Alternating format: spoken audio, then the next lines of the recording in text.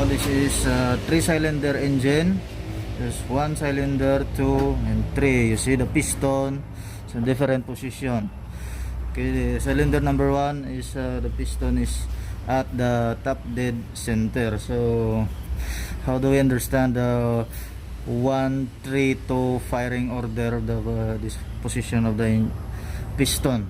Okay, so if the piston cylinder number 1 is, for say, compression, so the next to be compressed cylinder number 3, so therefore cylinder number 3 is intake.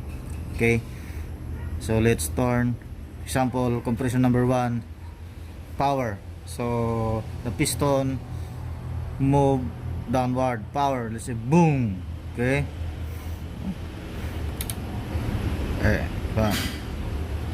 so power, the piston moves from TDC to BDC, while cylinder number 3 is going upward and compress the air and fuel mixture. So what happened in the cylinder number 2? It is exhaust now. So cylinder number 3 is compressing the air and fuel mixture. See, so the top dead center, so it compress the air and fuel mixture, or it trapping the air and fuel mixture. Okay, so this one is compression, cylinder number 3 is compression. Then get here, cylinder number 1 is now say power. Okay, and the cylinder number 2 is finished the exhaust. Then this will be intake. This will be now intake. Okay,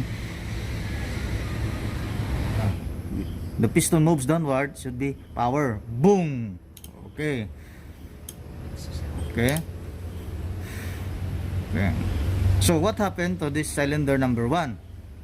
After finish the power, then it should be to the top dead center. This will become now exhaust stroke. Exhaust stroke. Now this finish to the compression is now power stroke, the piston at the bottom dead center. After the 3, the next firing, the next cylinder to be fired is cylinder number 2. So cylinder number 2 now, at the piston moves upward, okay, compressing the air and fuel mixture. Okay, note that this cylinder number 1 after the exhaust then should be intake. Okay, so cylinder number 2 is compressing the air and fuel mixture. Okay, just like that. Okay, compression, rather compression. Then cylinder number 3 is to be exhaust.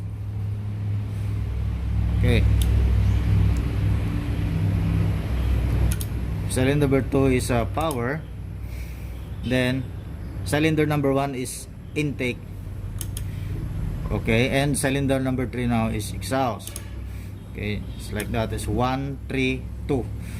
So after power, the next to be power is cylinder number 1.